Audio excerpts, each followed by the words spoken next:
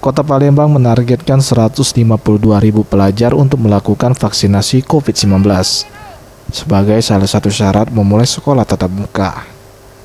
Dewi Handayani, Koordinator Vaksin Dinkes Kota Palembang mengatakan, saat ini kegiatan vaksinasi pelajar baru mencapai 9%.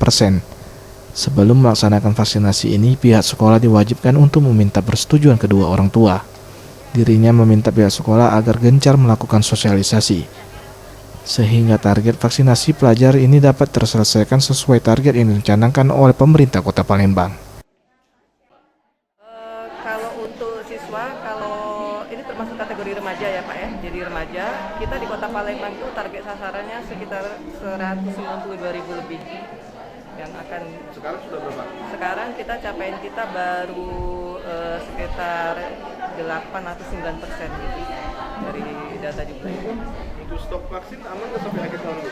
Kalau untuk stok vaksin sampai saat ini alhamdulillah cukup banyak, kita bisa bilang, jadi tidak perlu mengkhawatirkan untuk stok vaksinnya. Tim Liputan Sriwijaya TV.